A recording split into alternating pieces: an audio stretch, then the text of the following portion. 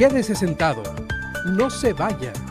Estamos listos para llevarle la mejor información de Baja California en AFN Político y algo más. Dora Elena Cortés Juárez y José Enrique García Sánchez lo invitan. AFN Político es Agencia Fronteriza de Noticias.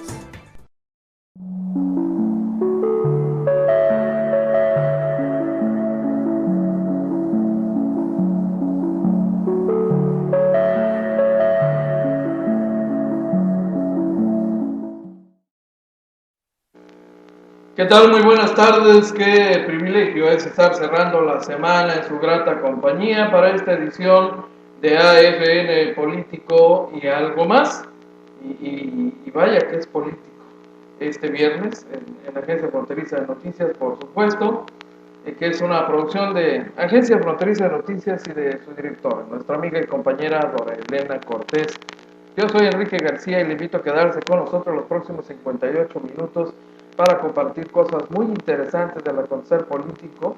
Ya lo está usted viendo en pantalla en este momento. No hay mucho que decir, ya está dicho todo, usted lo ve y sabe lo que el ingeniero Cuauhtémoc Cárdenas Solórzano representa, sin necesidad de compartirle un currículum.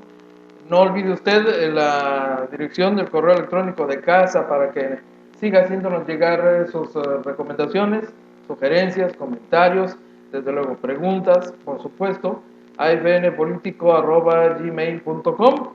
Si desea usted ponerse en contacto directamente con un servidor, lo puede hacer al correo electrónico enriquegarcia1857@gmail.com. Y ya lo sabe también, estamos presentes en las redes sociales, en el propio Facebook, en Messenger. Puede usted hacerme llegar las preguntas que desee y con gusto las compartimos con nuestro invitado de hoy, de quien ya le habíamos anticipado que estaría justamente para esta edición. Y ya tenemos aquí una buena batería de preguntas, por cierto, a propósito. Ingeniero, bienvenido. Un placer tenerle aquí. Qué gusto estar aquí en AFN. Qué gusto poder saludarlo y un saludo muy cordial a todos los que nos ven y escuchan. Se dice rápido y fácil, ingeniero. Lo recordamos llegando a Baja California en 1988 para la elección presidencial y después en la fundación del PRD y de esto ya hace casi 40 años. ¿Se van a cumplir? Se van a cumplir, sí, 40 años. 40 o 30. 40. O 30, no, son 40 me parece, ingeniero. Por ahí anda la cosa. Sí. Años más, años menos, pero han transcurrido ya algunos cuantos años.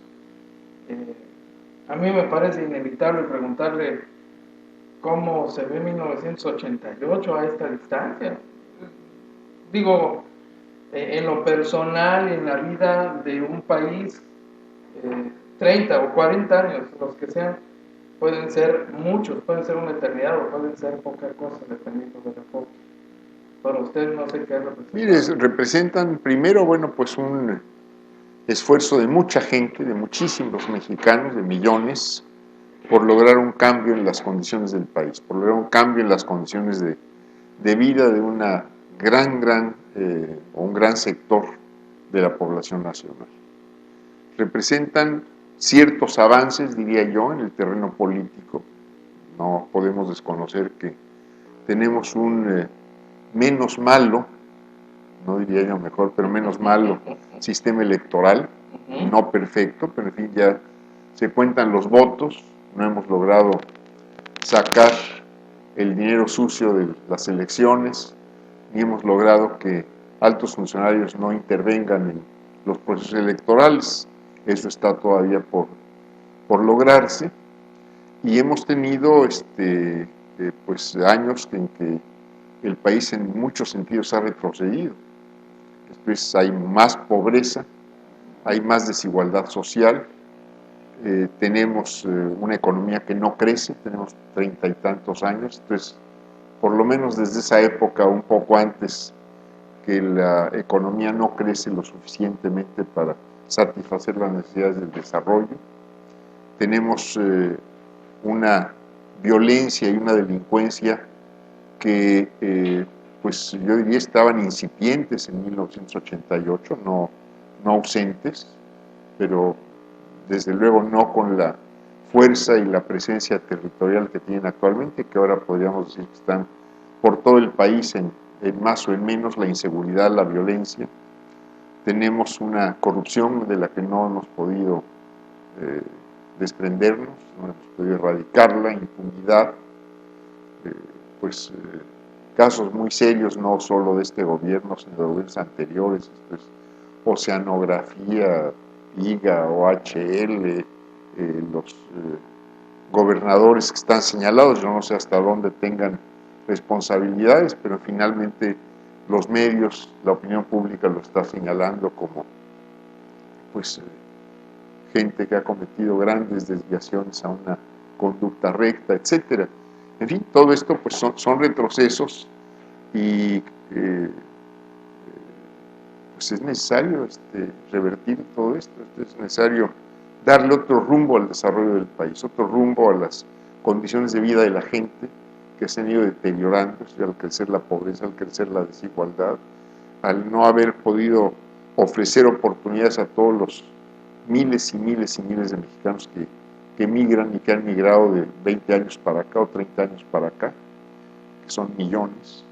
Bueno, pues todo esto no solo diría yo que es necesario cambiarlo, sino que es posible cambiarlo y que está en manos de todos, de los ciudadanos, los que estamos dedicados a muy diversas actividades, quienes están en partidos políticos, quienes no estamos ya en partidos políticos, quienes nunca han estado en partidos políticos, quienes están en los medios, son muy importantes los medios, la academia, estudiantes, maestros, trabajadores de universidades, empresarios, que tampoco están satisfechos con la situación, quizá los muy altos que concentran gran parte de la riqueza puedan estar satisfechos y habría que preguntarles.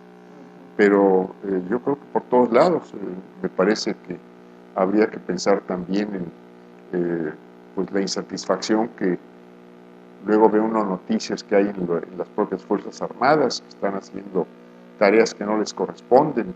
En fin, yo creo que esta situación puede cambiar, pero solo la podemos cambiar los ciudadanos si nos unimos, nos movilizamos en función de propósitos comunes y si dejamos de lado aquellas cuestiones que puedan dividirnos, como son las electorales. No que no participemos, cada quien que participe como quiera, pero que no pierda de vista que el objetivo es lograr un cambio profundo en el país, en su economía, en el manejo de sus instituciones políticas, en las condiciones sociales.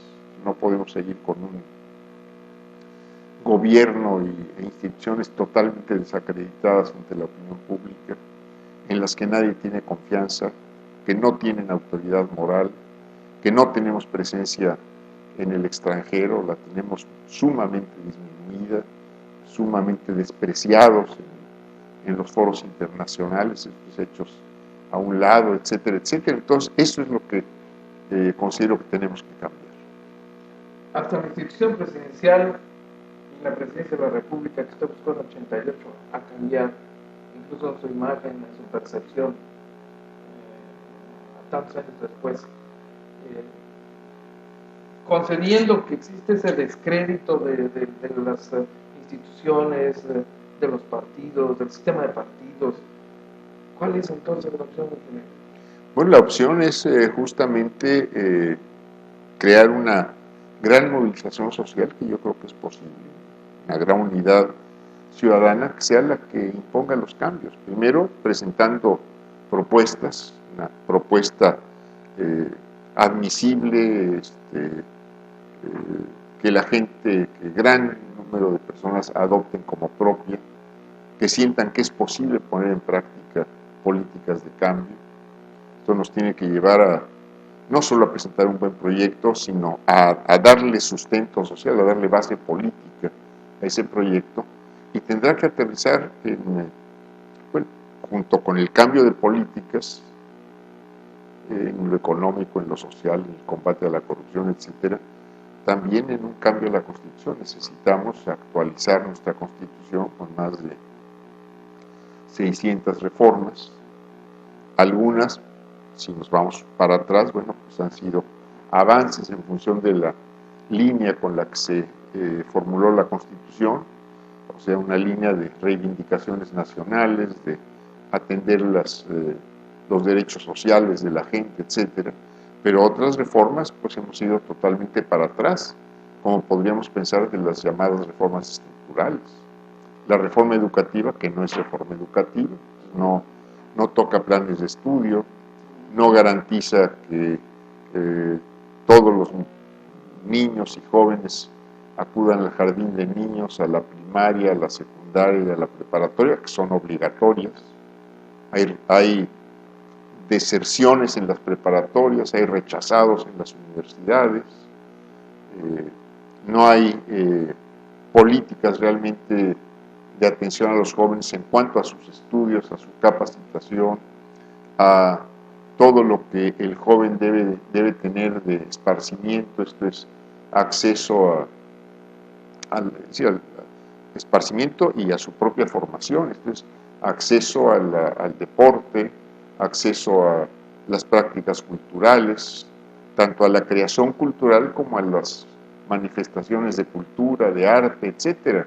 Entonces, pues estos son los cambios que yo creo que son posibles de introducir, y una economía que crezca. Esta es condición indispensable para la empresa, para el trabajador, para los niveles de vida, para el ingreso de la gente, para fortalecer los mercados internos, las capacidades de consumo, etc.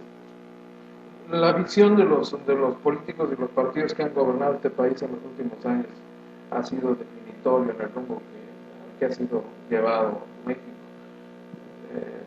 ¿Hacia dónde nos ha llevado?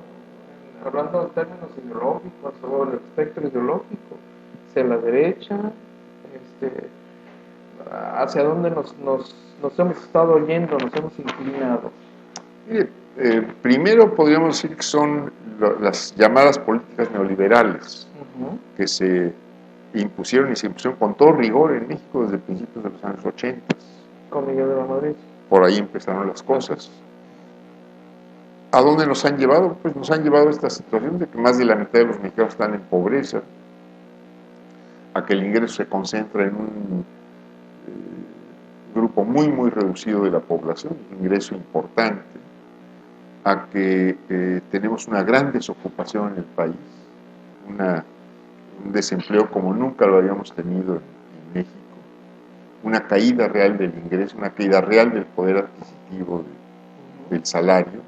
Pues en los últimos años, si se hacen comparaciones, pues se habrá perdido el 70-80% de la capacidad adquisitiva del salario.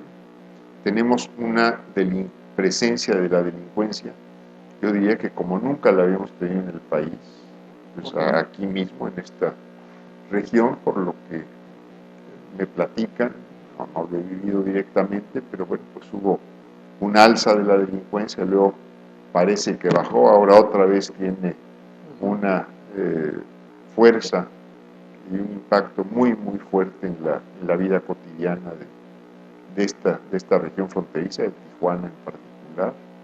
Tenemos los problemas migratorios, los propios y los ajenos presentes aquí en esta región fronteriza. En lo que estamos proponiendo, en los cambios que estamos proponiendo, bueno, hay cambios de orden nacional, hay problemas que esta región comparte con toda la República, pero hay problemas particulares. Aquí se vive de los dos lados de la frontera. Aquí hay que considerar que mucho del gasto indispensable, se tiene que hacer en dólares. Es decir, en todos lados nos ha pegado la devaluación, pero bueno, mientras no haya una recuperación del ingreso, mientras no haya una recuperación del salario, pues aquí pega más pronto que en otras partes, por ejemplo. Habrá que rediscutir toda esta cuestión del IVA, me parece que habría que ver toda esta cuestión fiscal, cómo se debe manejar en las regiones fronterizas de vida binacional, como tenemos a Tijuana en particular. Yo diría que, de hecho, a Baja California, esto es pues que son las principales ciudades, esto es Tijuana, Mexicali, Tecate y mismo Ensenada, que no está en la frontera, pero pues prácticamente lo está también. Rosarito es de hecho parte conurbada ya con Tijuana. En fin, son cambios que son posibles y que hay que buscar. Y por eso nos estamos organizando, estamos yendo por todo el país, hemos ido poco a poco, queremos presentar las líneas principales de nuestro proyecto hacia el 5 de febrero del año próximo, cuando se cumple el centenario de la Constitución del 17, pero al mismo tiempo queremos ir construyendo un apoyo social, un apoyo político, porque sin una mayoría consciente y movilizada no vamos a poder lograr los cambios. Ahora, no estamos planteándonos una participación electoral. Esto quiero dejarlo muy claro. No estamos buscando que yo, Juan Pérez o quien sea candidato, porque entonces lo que estaremos haciendo es dividir este esfuerzo. Entonces, no queremos eso. En este esfuerzo cabe gente de partidos, cabe gente que no está en los partidos, cabe el que está en la actividad académica, quien está en lo empresarial, quienes están en el activismo político, en fin, yo diría que todo el mundo tiene cabida en este esfuerzo porque el cambio nos va a beneficiar a todos, mujeres, hombres, jóvenes, adultos, etc. ¿Qué tanto peso ideológico tendría esta propuesta de reforma constitucional para este país y esta visión de país que se está impulsando, que ustedes están impulsando, ingeniero? Y yo creo que sería muy importante. Claro que va a tener también sus intereses en contra, va a tener también quienes se opongan a los cambios, porque hay quien se beneficia de la situación actual. Pero yo considero que, y creo que así puede decirse, el agravio hoy alcanza a mucha más gente, a muchos más grupos de población, a muchas más regiones del país, que aquellos que puedan no sentirse en ningún sentido agraviados. Entonces, esto es lo que hay que unir, no buscando una revancha ni nada que se le parezca, sino construir un país y una sociedad distinta a esta que tenemos, con enormes desigualdades, con enormes diferencias en cuanto al acceso a oportunidades. Tenemos que mejorar educación, tenemos que mejorar salud, tenemos que fortalecer seguridad social, pero si no se combate la corrupción, si no se erradica la impunidad, si no se combate la delincuencia, que la delincuencia no es un fenómeno solo y por sí, tiene que ver con el desempleo, tiene que ver con los bajos niveles de vida, con un ingreso debilitado, tiene que ver con la salud, tiene que ver con la educación, tiene que ver con la creación de empleos formales, en fin, por ahí andamos. ¿Qué tanto tendría que modificarse la Constitución según lo que tienen proyectado? Mire, primero hay muchas cuestiones que pueden empezarse a cambiar sin necesidad de cambiar la Constitución. Okay. Muchas políticas pueden instrumentarse en base a lo que se tiene, pero evidentemente se les daría más fuerza a muchos cambios con las reformas, es decir, no con las reformas, sino de hecho con una revisión integral de la Constitución. ¿Una nueva Constitución de plano? Es decir, incorporar nuevos derechos, revisar las estructuras del Poder Judicial, por ejemplo. Ahí hay que sanearlo y creo que el Poder Judicial tiene la responsabilidad de empezar su propio saneamiento, tanto en lo que hace la administración de la justicia como la procuración de justicia.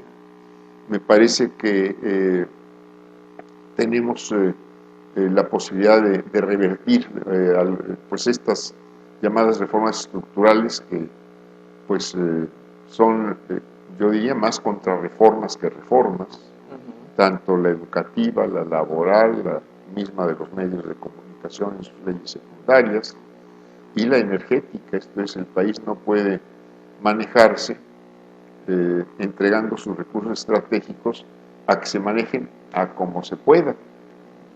Esto es, me parece que corresponde al Estado decir cómo. No quiere decir que el Estado sea dueño de todas las cosas, pero sí decir, bueno, tenemos necesidad de cuidar nuestras reservas de petróleo para que aguanten más años, para que efectivamente cuando podamos destinar la mayor parte del petróleo no a combustibles por el cambio energético que tiene la transición energética que tiene que darse, pero que va a tardar, pero el petróleo va a ser más valioso en sus usos petroquímicos.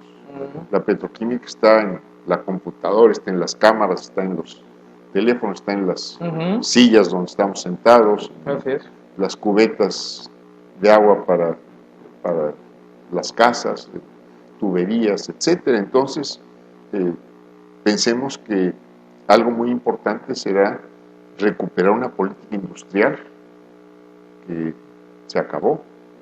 Entonces, tenemos maquila de baja tecnología, maquila de alta tecnología, pero al fin de cuentas maquila. No estamos transformando nuestros recursos, ni estamos integrando las cadenas productivas que serían muy útiles a la propia maquila que tenemos en el país. Entonces, si lográramos integrar hacia adelante y hacia atrás todo lo que requiere la industria automotriz, y mucho podría obtenerse a partir de recursos de México, pues estaríamos abriendo muchísimas oportunidades de trabajo, de desarrollo regional, de nuevas industrias, de expansión o impactos en muchas ramas industriales. Si recuperáramos la petroquímica, pues recuperaríamos industria de fertilizantes, que prácticamente se acabó. Estaríamos dándole también impactos regionales muy importantes. En fin, yo creo que este es el tipo de políticas que tenemos que poner en práctica, más apoyo a la agroindustria. Tenemos condiciones realmente ideales en el país, puente norte-sur, puente Océano-Pacífico, Océano-Atlántico, que no estamos aprovechando, que no está aprovechando el país en su comercio internacional, en lo que podría representar simplemente los intercambios entre un continente y otro, etc. Hay quienes dicen que es una falacia y hasta un argumento malintencionado el decir se puede y hay que revertir estas reformas. Hay quienes dicen, no hombre, es hasta irresponsable plantear eso porque hay aspectos de estas reformas que ya no tienen reversa. Por ejemplo, ¿no? Seguramente usted habrá escuchado ese tipo de argumentos. Bueno, lo mismo se decía antes de que se modificaran algunas de estas leyes. Esto ya no tiene remedio y se pudieron modificar. ¿Por qué? Porque hubo una composición de fuerzas políticas que tomó tales decisiones. Bueno, si logramos que haya una composición de fuerzas políticas distinta, pues seguramente se pueden poner en práctica otro tipo de medidas, otro tipo de políticas que favorece más a un sector o se favorece más a otro sector de la población, al más chico o al más grande. Y yo creo que esto es muy importante.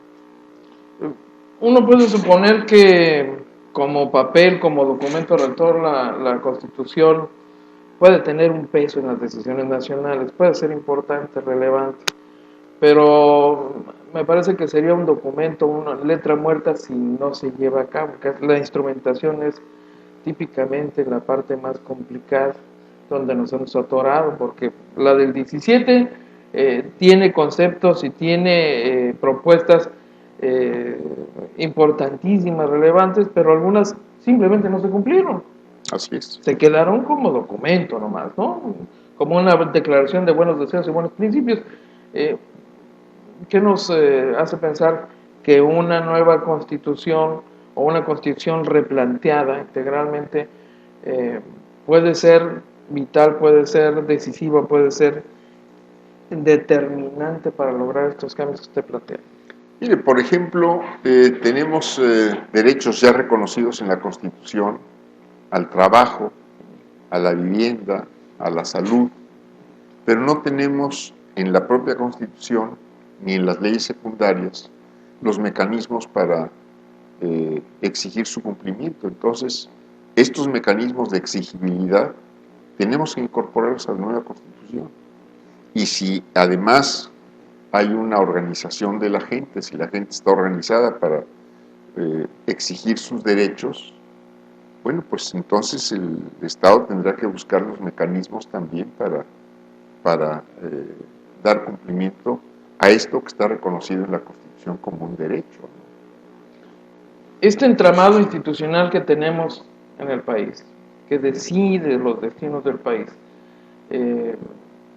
realmente se puede modificar al punto de lograr que se conviertan en realidad muchos de los postulados de este nuevo documento, que muchas de las cosas realmente se hagan y se materialicen.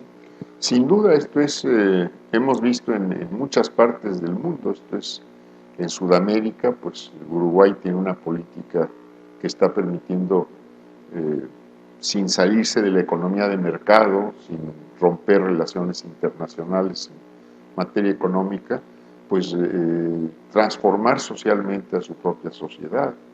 Ecuador está logrando cambios muy importantes también en sus condiciones de vida, han logrado llevar a la práctica nuevas constituciones en varios países de Sudamérica.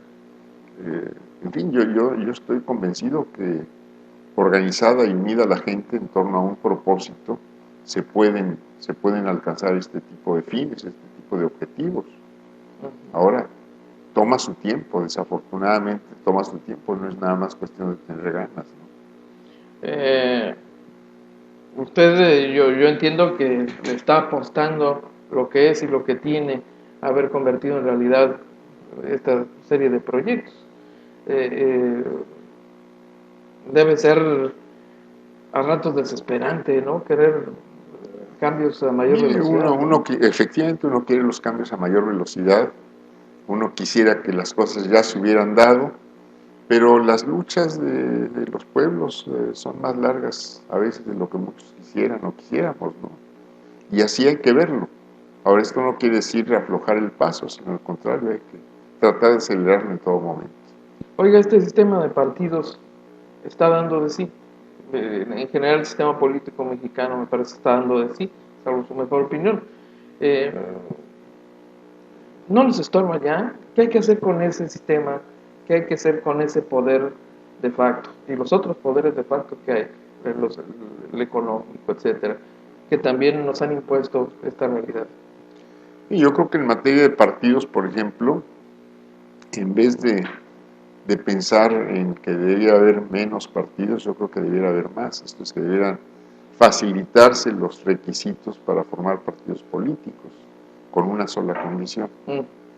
Que la formación de un partido político no significara acceso automático a los fondos públicos, sino hasta que hubiera una X cantidad de votos, por ejemplo. Me parece que hay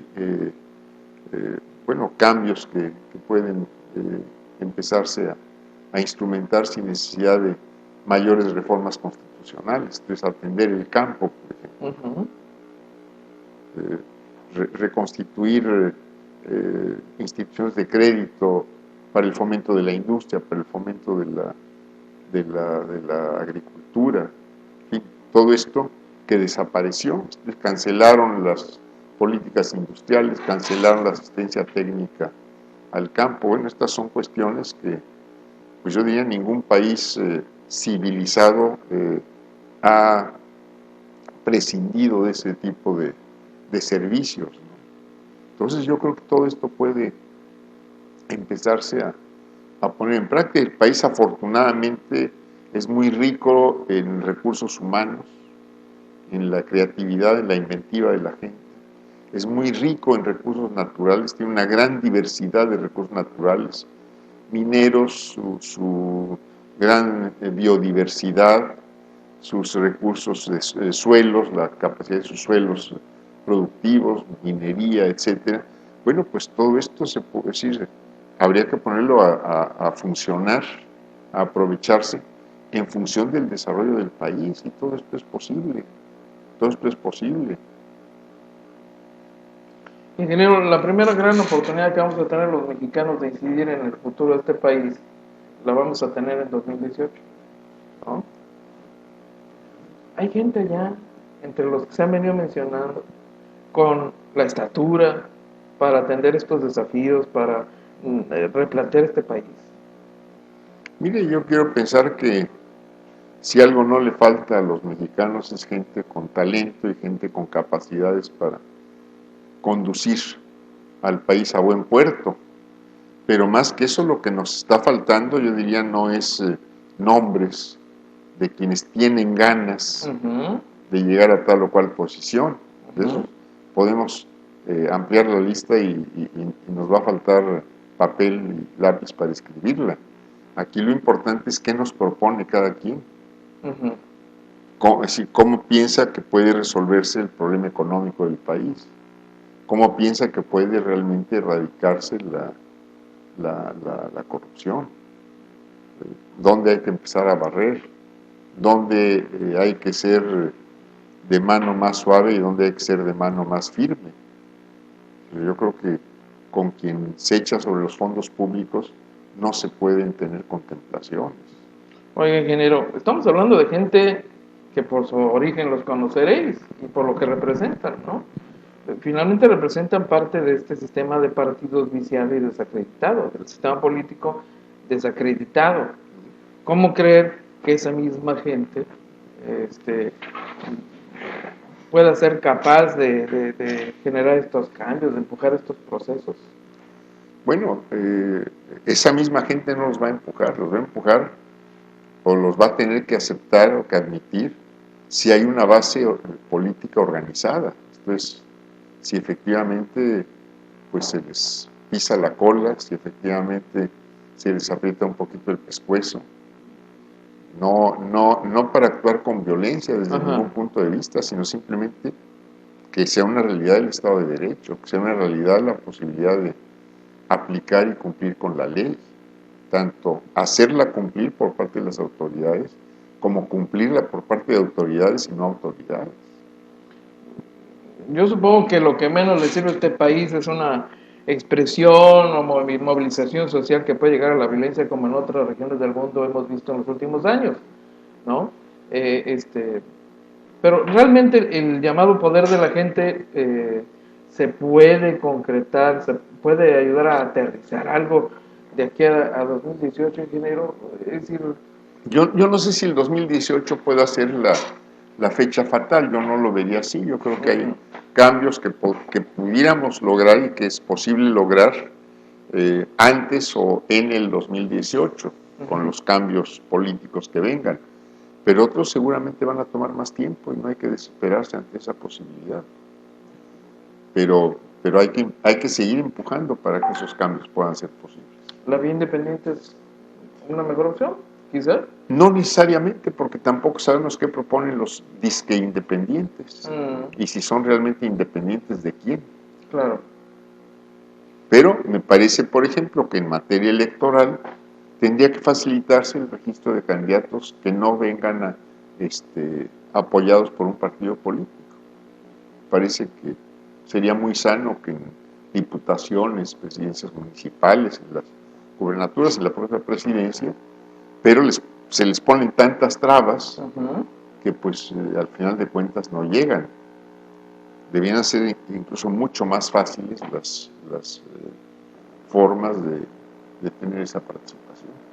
Considerando la importancia que pudiera tener la elección de 2018, o la oportunidad más cercana quizá, ¿no? ¿Qué sugeriría concretamente a quienes le escuchan?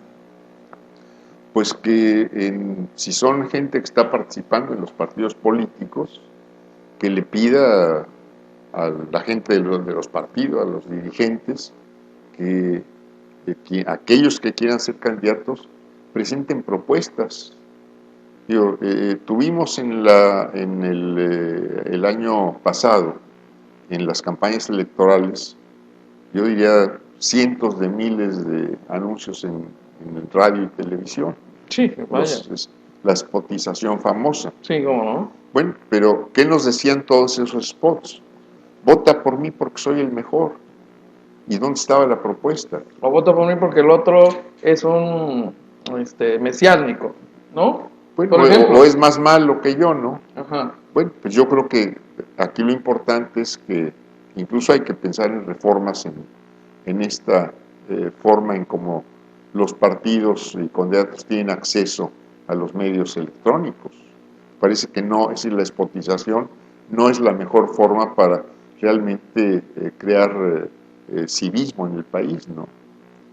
Debiera haber debates, debiera haber tiempos de exposición de partidos y, en su caso, candidatos en función de lo que ellos quieran decir, no de 20 segundos o 40 segundos.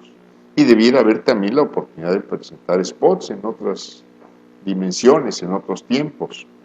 Pero ojalá hubiese propuestas y no simplemente decir vota por mí porque creo que estoy bonito o creo que estoy bonita o porque soy mejor que los otros, ¿no? Oye, ingeniero, hemos visto que sobre todo hoy que tenemos las redes sociales y esas plataformas de expresión que antes no teníamos, hemos visto que mucha gente se ha conformado con quedarse en el desahogo, ¿no?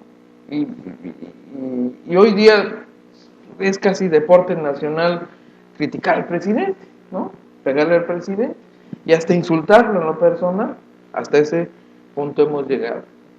Que uno entiende que hay un proceso de maduración en la misma población. ¿Dónde nos encontramos en ese terreno? Bueno, efectivamente, a eso nos han llevado, y yo diría que eso es lo que le gusta al poder. Entonces, que haya estos disque desahogos que no llevan a ninguna parte. Entonces, bueno, pues yo ya lo insulté, ya me descargué, ya lo puse en las redes, ya lo leyeron, lo vieron, lo escucharon miles o cientos de miles incluso, pero no se llamó a organizarse, no se llamó, bueno, vamos a buscar la sanción formal, jurídica, si hay una falta, un delito, etcétera. No hay un llamado, bueno, vamos a organizarnos para poder cambiar esta situación con la que no estamos conformes. Oiga, ingeniero, en materia doméstica seguramente tenemos tanto que hacer aquí en el país. Y una de las cosas que tienen que ver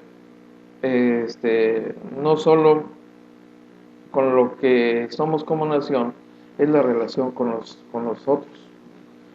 Particularmente con el vecino, con el socio mayoritario. Sin duda. ¿No? Estamos a unos días de la elección presidencial en los Estados Unidos.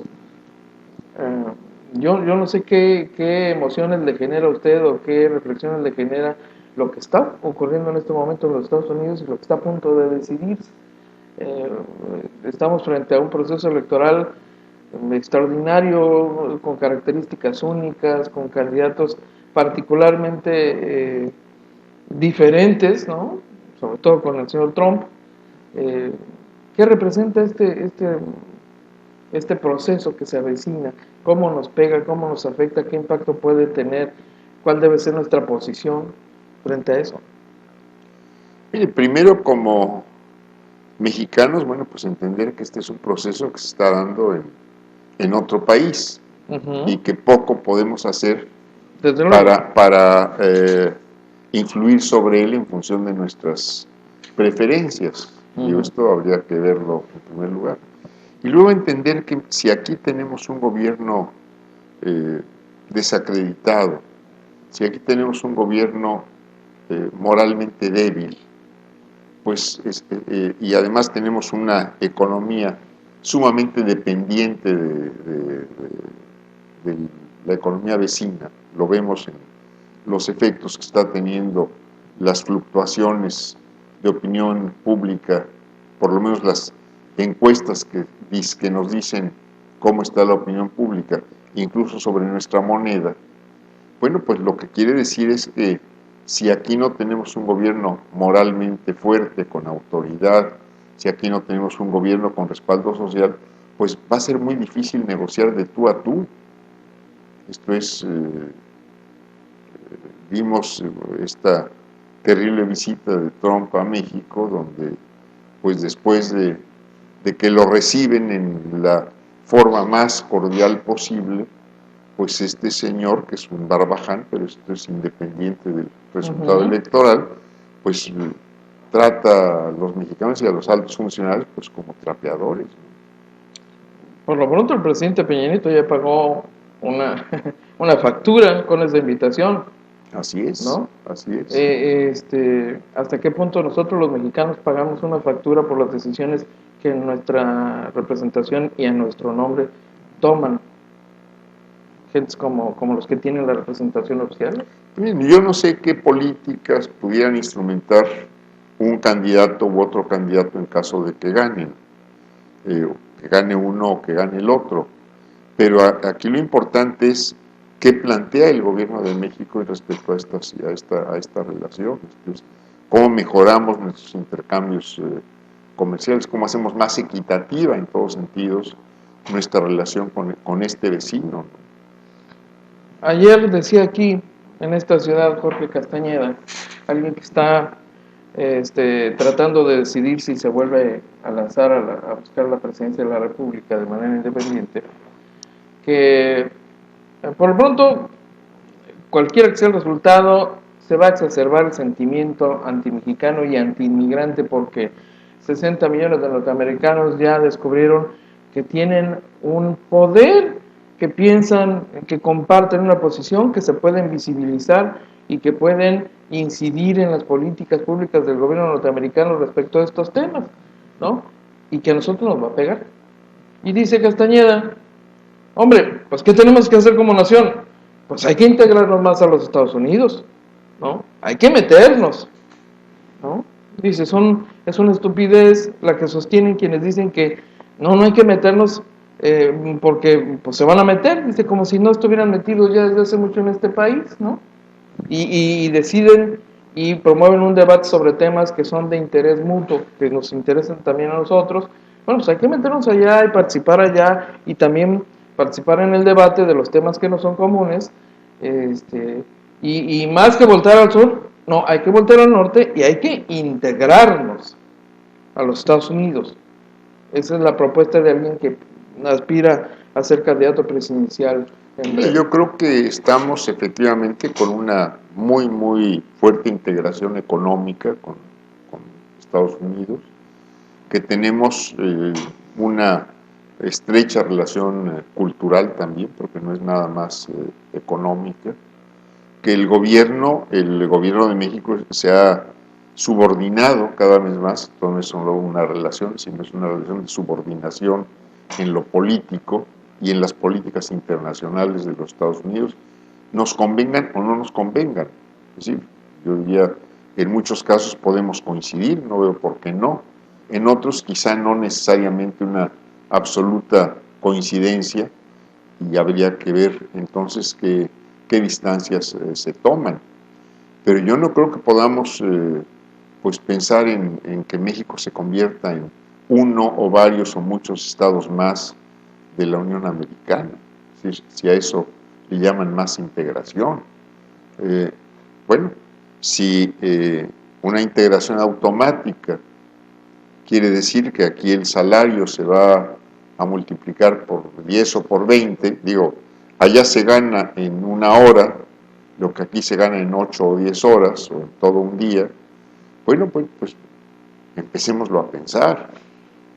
Si aquí de un día para otro vamos a tener el desarrollo tecnológico que tienen nuestros vecinos, bueno, pero yo no veo que la integración se esté dando en ese sentido.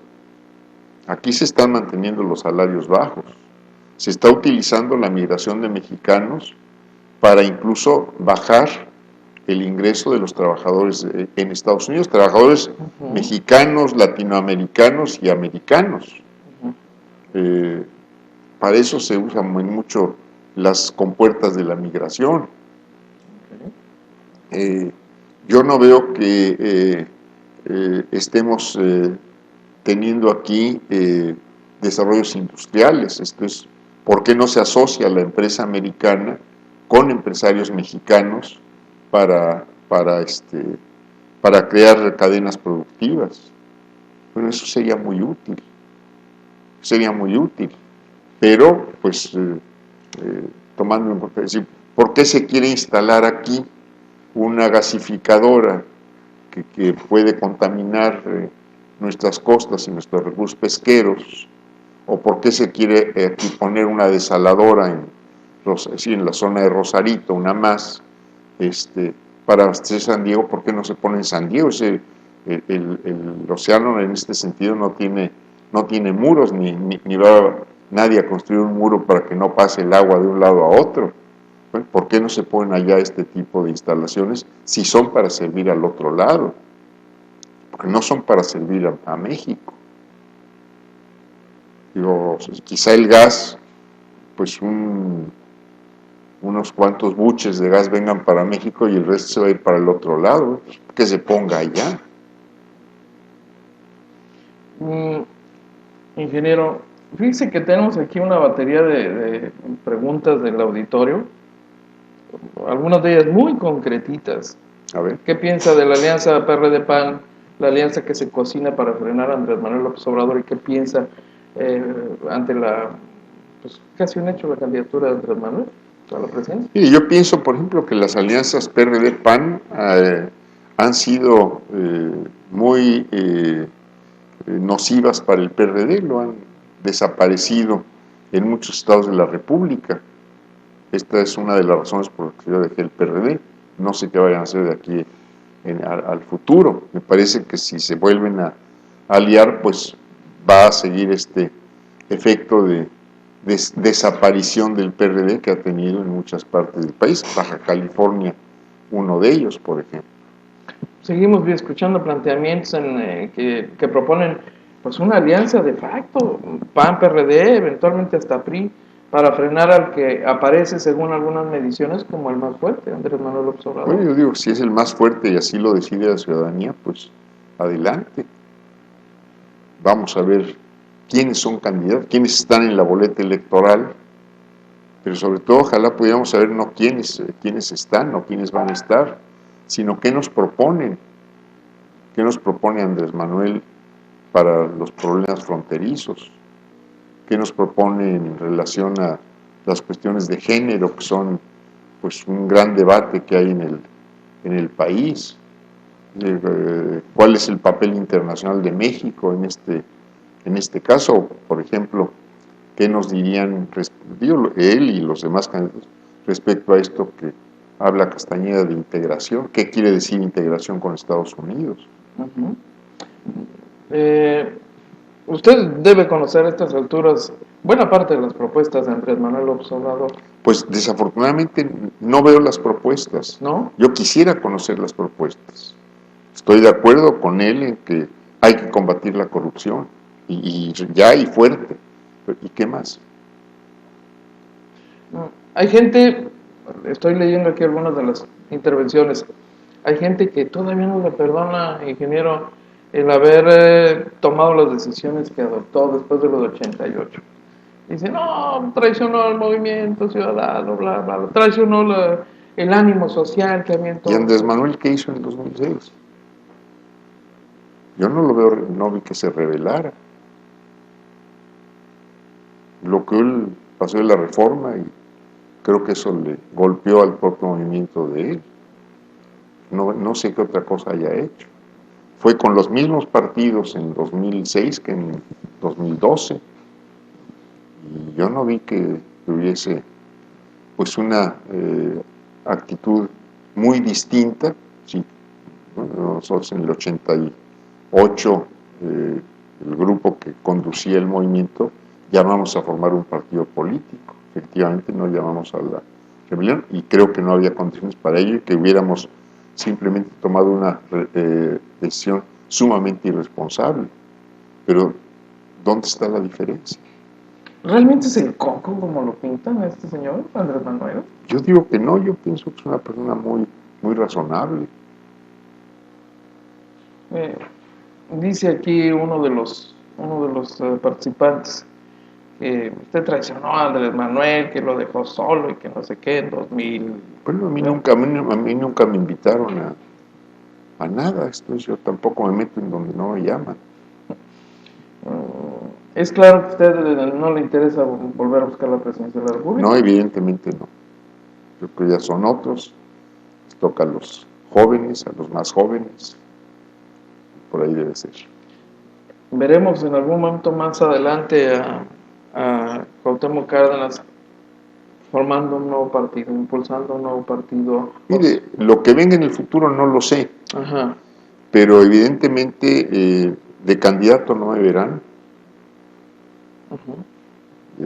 ni a diputado, ni a senador, ni a presidente de la República. A lo mejor en alguna presidencia municipal, pero fuera de eso habría que pensar. ¿Le parece saludable la distancia con los partidos en este momento? Bueno, estoy distante y no estoy distante, tengo muchos amigos en los partidos políticos, hablo con mucha gente de los partidos, con gente del PRD, con gente de Morena, con gente del Movimiento Ciudadano, del PT, algunos amigos que están en el PRI, muchos menos en el PAN, pero yo hablo con gente de todos lados, con los independientes. ¿Mantienen contacto con mucha de esa gente? Mantengo contacto.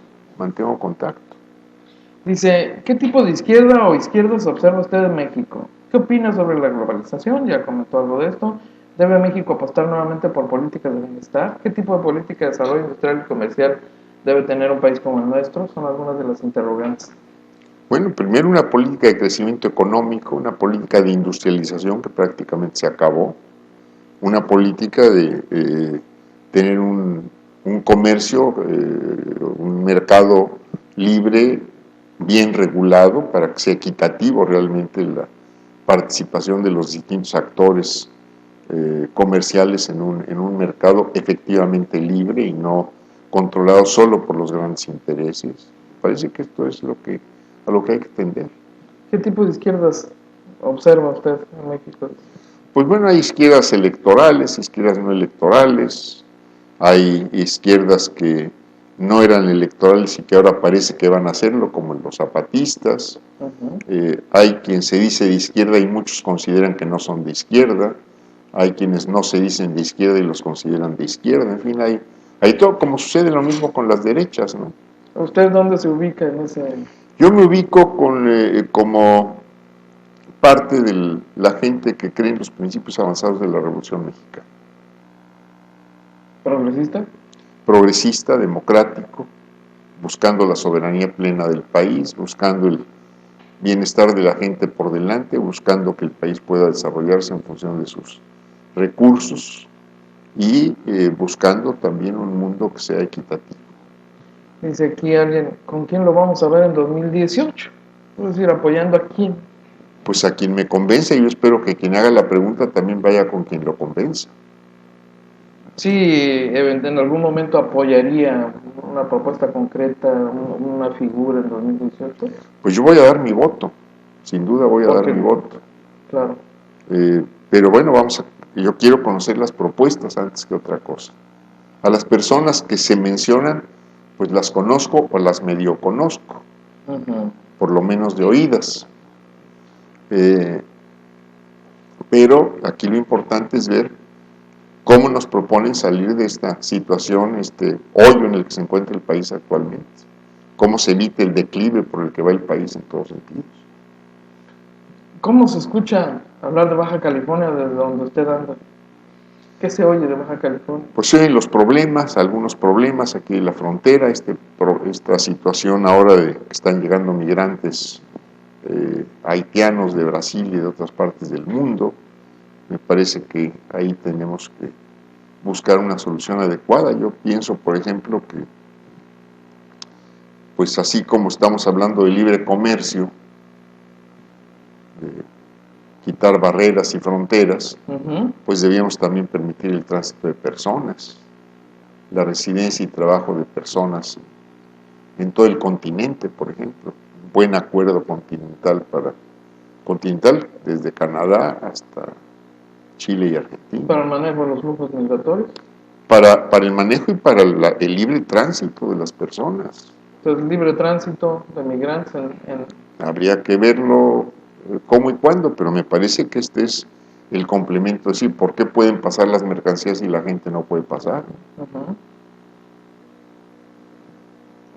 Seguramente va a pesar la opinión de los grandotes del norte. Seguramente va a pensar, bueno, y si en vez de tener las políticas de pues finalmente de expoliación que tienen muchos de los grandes, no solo Estados Unidos, hubiese políticas de mayor solidaridad humana, pues seguramente también los flujos migratorios se podrían regular. ¿Le parece buena idea la de promover y consolidar el bloque americano? El bloque latinoamericano, sí. Hay que voltear más al sur. Hay que voltear más al sur. Sí, desde mi punto de vista hay que voltear más al sur, hay más afinidades, sería mucho más fácil ponernos de acuerdo, hablamos prácticamente el mismo idioma y con Brasil mal o bien nos entendemos más fácilmente que en otros idiomas. Pero creo que habría que voltear y hay muchas potencialidades en el conjunto de países latinoamericanos y del Caribe. Ingeniero, ¿alguna consideración que quisiera compartir con quienes la ven? Pues solo enviar un saludo a través de AFN a quienes nos escuchan y nos ven. Muchísimas gracias por habernos acompañado. Está usted en su casa. Gracias. ¿No?